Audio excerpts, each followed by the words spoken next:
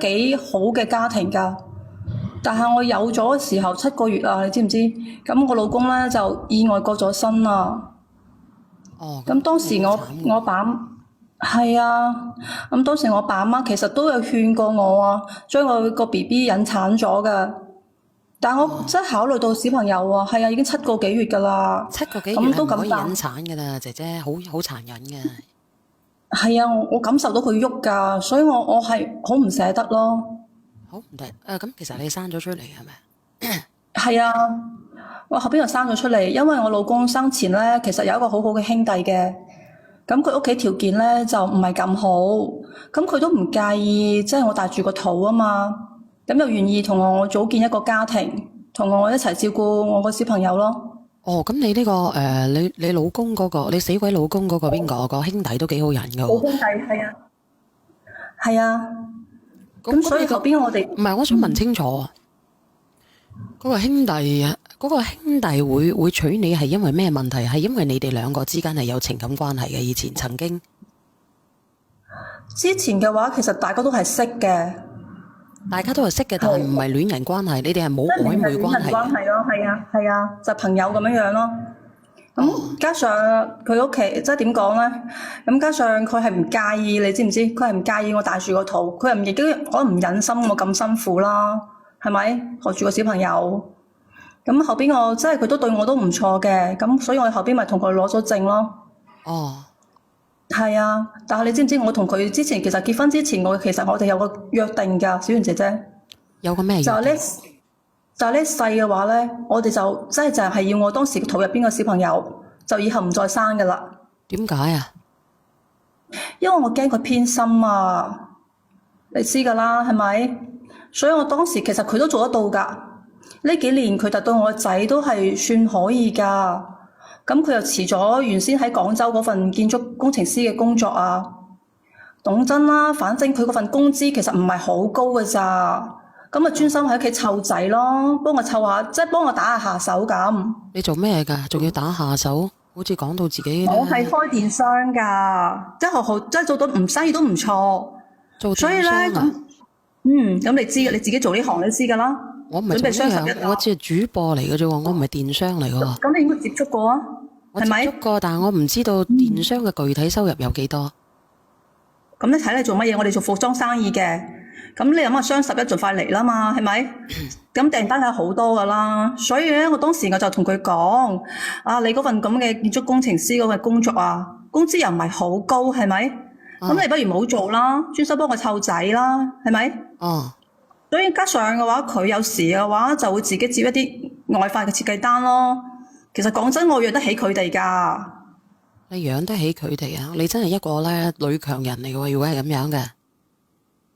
話可以啦，我覺得係咪？我覺得即係只要你可以即係乖乖地做我後方，我覺得可以㗎。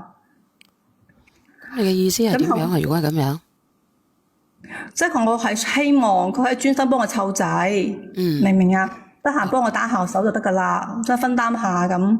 啊，但係你知唔知啊，小圓姐姐，即係舊年咧，我即係初你等戀啊，等先，啲人話我好細聲喎。你聽我講嘢係咪好細聲嘅？唔會啊。啊，咁佢話我講嘢唔係好細聲嘅喎，細唔細聲啊？你哋話俾我知，我講嘢細唔細聲嘅？啊，咁你繼續講啊。即係舊年啊，我初戀咧就係喺美國嗰度翻咗嚟。咁你知㗎啦，咁耐冇見，咁我哋梗係見咗面㗎啦，係咪，小圓姐姐？初戀其實，你仲有初戀係嘅咩？啊，係啊，呢個初戀其實係即係我死鬼老公之前識嘅一個男朋友嚟嘅。哦，即係咁當時你第一個男朋友就係你個初戀，係然之後先再對你嘅男朋友，唔係先係再到你嘅老公，再到你而家嘅老公。係啦，係啦，係啦。所以當時嘅話，真係識咗佢啊嘛。但係你知唔知啊？當時啊，佢要跟住佢阿爸阿媽啊移民咗去美國嗰邊啊。嗯，即係粒聲唔出咁樣走咗啊！你知唔知？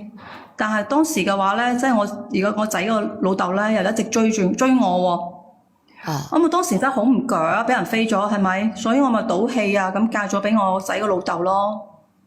啊，咁嫁咗俾你嘅仔老豆，咁然之後呢，但係我唔但我知唔知我估唔到佢咁 Q 短命咯，即係喺我仔7個幾月嘅時候啊，咁佢就發生意外走咗。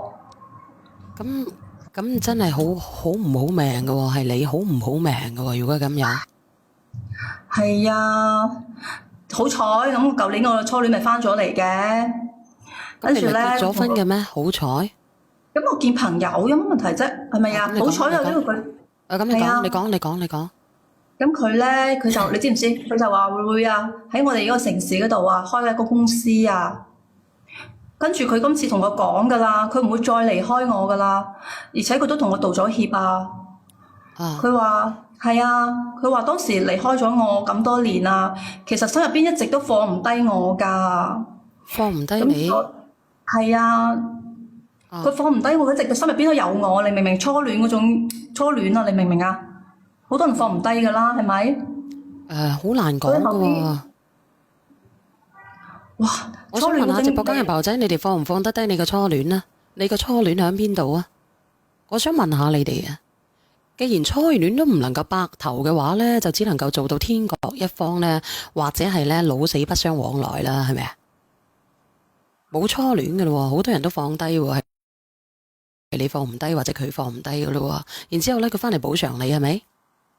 係啊，所以翻嚟，我覺得初戀係白月光嚟㗎咯。所以翻嚟之後，咁我哋咪重新喺翻埋一齊咯。重新喺翻埋一齊啊！係啊，後邊我仲有咗添啊！咁當時其實本來知唔知啊，志願姐姐，我本來係想同我老公離婚㗎，啊，但係我講俾我男朋友知我有咗嘅時候啊，佢竟然同我講咧，其實佢喺美國已經結咗婚啦。咁你又話佢叫我俾啲佢守住時間你，咁你話佢守住你，佢又話記唔得咁啊你，唔記得佢。如果佢放唔低你嘅，點解佢喺美國結咗婚呢？可能佢啊受於佢爸阿媽啲咁樣嘅嘢咧，係咪？咁佢都30幾㗎啦，有父母壓力都好正常，我可以理解佢㗎。唔係啊，因為佢係一隻公啊，佢係一隻動物嚟噶，佢行到邊度就射到邊度嘅，你明冇？唔係話因為佢老豆老母啊，姐姐。我覺得唔係咯，如果唔係咁你唔嘅話，佢係翻嚟，你講咁多做乜嘢啊？如果係咁樣，咁佢翻嚟國嚟落嚟之後，點會第一時間揾我咧？係咪？咁證第一明佢時間揾你做乜嘢？因為啦因為佢淨係識你咯，淨係熟你咯。我覺得唔係，我覺得佢心入邊係一直放唔低我咯。佢放唔低你嘅，咁結果係點樣？你講埋佢啊！如果係咁樣，佢放唔低你嘅，放唔低你唔得佢娶你咩？咁佢有咗 BB 啦，咁佢而家咪叫我俾啲時間佢解決咯。俾啲時間佢解決。係啊，我覺得係信得過佢，因為你知㗎啦，可能佢同我講，即係佢話美國嗰邊啊離婚咧手續係比較煩啲㗎，所以係俾個時間係需要耐少少咁樣樣咯。我梗係信佢㗎啦有。冇人喺美國嘅？有人喺美國嘅打1啦。離婚咁容易嚟嘅咩？你以為嚟就嚟嘅咩？佢有家庭，佢有小朋友。唉，我覺得係可以㗎。你個準備嗰啲咩財咩產，可能財產可以分咁樣樣啫，係咪？我需要時間，其實我係信得過佢㗎。咁信得過佢嘅，你打上嚟做乜嘢啊？後邊我咪真係想同，即係我將有咗呢件事啊，咪同我老公講咯。其實我同你講啊，我只係想同我老公攤牌離婚。咁如果係咁樣嘅，咁你咪攤牌咯。咁你攤咗牌未啊？但係我未攤牌之前咧，我估唔到我初戀竟然有，即係有一次屈咗我啊，呃咗多謝李家我。大少。你知唔知咁你又話信佢，咁你又話估唔到，你自相矛盾嘅喎。其實你個內心，我當時係信佢㗎，但係估唔到佢有一次真係呃咗我咯。佢呃你定係點樣？你自己講啦。其實你自己都唔知道佢係咪呃你。唉，我當時梗係信佢㗎，唉，我真係諗唔到佢真係呃我㗎。佢話公司周轉不靈，就即係呢個理由啊，就問我借咗50萬咯。我開始有冇借梗係信佢啊？你追翻翻嚟啊？我想問過佢㗎，但係佢唔聽啊，信息又唔回，加上當時我已經有咗8個幾月啦，佢就唔見咗人啦。咁其實你同你第二個老公離咗婚未㗎？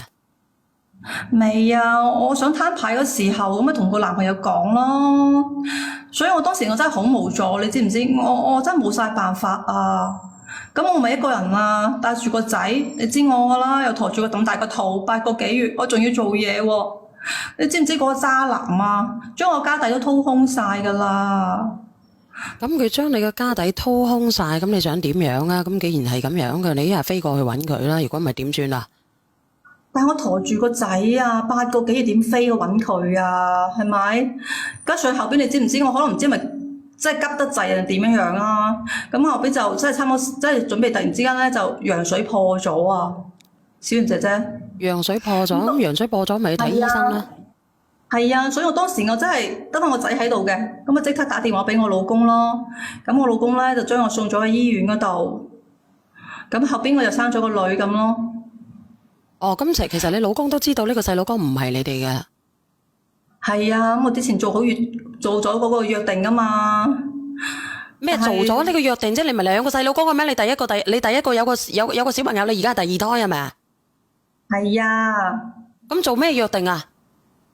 咁我之前同我老公做咗約定，即係我哋兩個唔會有自己小朋友噶嘛。點會唔會有自己小朋友咧？咁你又同人哋有小朋友，你又話人哋貪心，即係你又話驚住你自己嘅小朋友咧俾人哋對佢唔公平啦。咁你而家又懷咗人哋嘅小朋友，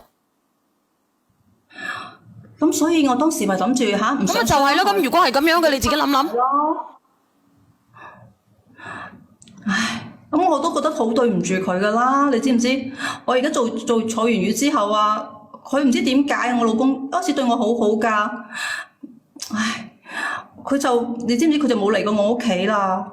咁佢嚟你屋企做乜嘢啊？我想問下你，佢嚟你屋企做乜嘢啊？佢意義在於乜嘢啊？我想問下你。喂，咁我而家得翻佢啦嘛，咁你要佢嚟做乜嘢？我問你，你要佢嚟做乜嘢啊？對我負責咯。負咩責啊？佢憑乜嘢要對你負責？我想問下你。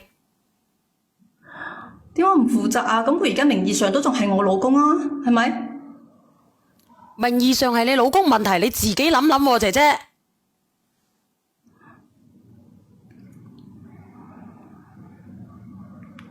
所以我真係唔知佢點啊！我而家發晒信息俾佢，我出咗事佢都唔覆我。你知唔知後邊啊？咁我咪去佢媽嗰度揾佢咯。你講啊！